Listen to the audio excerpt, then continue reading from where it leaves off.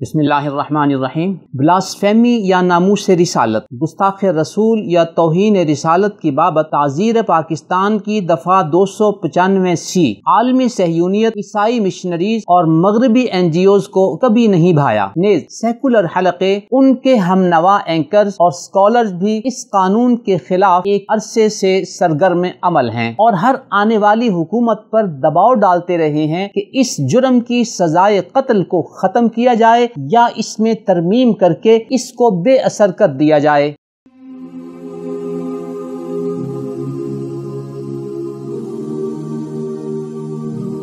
اسی گروہ کے ایک سرخیل اور ایکٹیو ممبر پاکستان کے B A pass media scholar بھی ہیں، جنہوں نے اس قانون کی بابت مختلف شکوک و شبہات پھیلائے ہیں، جن کا مرحلہ وار تجزیہ ہم آپ کی خدمت میں دلیل و برہان کی روشنی میں پیش کرتے چلے آ رہے ہیں۔ 13 مارچ سن 2016 کو لندن کی ایک یونیورسٹی میں انہوں نے مولانا محمد تقی عثمانی صاحب کے حوالے سے اس قانون کی بابت یہ کہا۔ پاکستان کے جلیل القدر عالم مولانا محمد تقی عثمانی صاحب نے پوری وضاحت سے بیان کر دیا ہے کہ کوئی بنیاد فقہ حنفی میں اس قانون کی نہیں ہے۔ خیر، وہ تو فقہ ہی کی بات کریں گے، نہ قرآن پر مبنی ہے، نہ حدیث پر مبنی ہے، نہ فقہ پر مبنی ہے۔ یہ تھے موصوف B A pass media scholar کے الفاظ۔ ابھی یہ دیکھیے، حال میں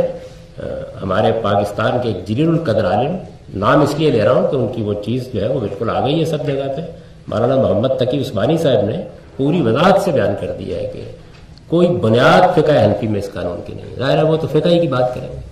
تو یہ نہ قرآن پر مبنی ہے، نہ حدیث پر مبنی ہے، نہ فقہ پر مبنی ہے۔ محترم سامعین، اب ہم آپ کو مولانا محمد تقی عثمانی صاحب کا اصل کلپ سنواتے ہیں تاکہ آپ کے لیے حقیقت تک رسائی آسان ہو جائے۔ جو مسلمان ہو تو مسلمان اس سے مرتد ہو جائے گا، مرتد کی سزا قتل ہوتی ہے،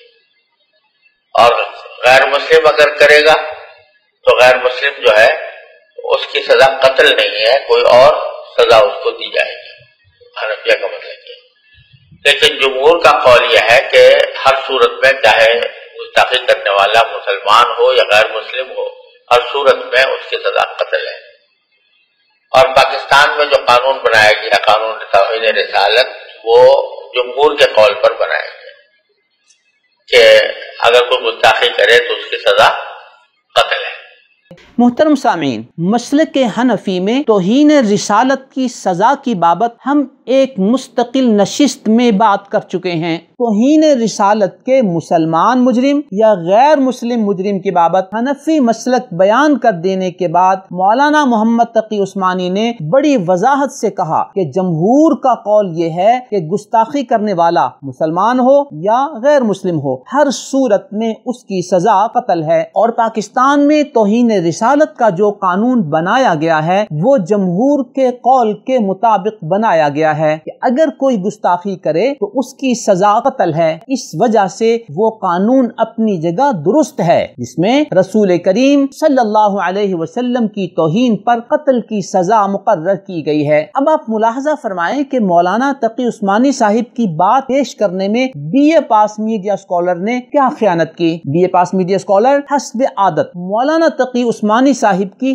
آدھی بات نقل کرتے ہیں اور بقیہ آدھی بات کو جو اس ایشو پر فیصلہ کن ہے وہ آپ سے چھپاتے ہیں کہ پاکستان میں توہین رسالت کی سزا قتل کا قانون دیگر اکثر ائمہ کے مسلک کے مطابق بنایا گیا ہے، جو اپنی جگہ درست ہے، اور اس کی روح سے ہر گستاخ رسول کی سزا قتل ہے، چاہے وہ مسلمان ہو یا غیر مسلم ہو۔ محترم سامعین، کسی کی آدھی بات بتانا اور آدھی بات کو چھپانا کن لوگوں کا شیوا تھا یہ آپ پر مخفی نہیں ہے۔ محترم سامعین، کسی کی آدھی بات بتا کر اور آدھی بات چھپا کر غلط نتیجہ نکالنا کیا علم کی دنیا میں یہ خیانت اور تلبیس نہیں ہے؟ محترم سامعین، لندن کی ایک یونیورسٹی کے سادہ لوح طلباء اور اساتذہ نے اس B A pass media scholar پر اعتماد کیا اور اسے اسلام پر لیکچر دینے کے لیے اپنی یونیورسٹی میں بلایا، لیکن ان سادہ طلبہ طلبہ کی سادگی اور اعتماد کا غلط فائدہ اٹھاتے ہوئے اس B A pass media scholar نے ان کو کس طرح مس گائیڈ کیا، یہ صورتحال آپ کے بالکل سامنے ہے، اور یہ صورتحال کوئی اچنبے کی بات نہیں ہے، یہ ان کی وہ خصوصیت ہے جو آپ کو ان کے اکثر لیکچرز اور تحریرات و ریفرنسز میں نظر آئے گی۔ تو کیا اب بھی آپ اس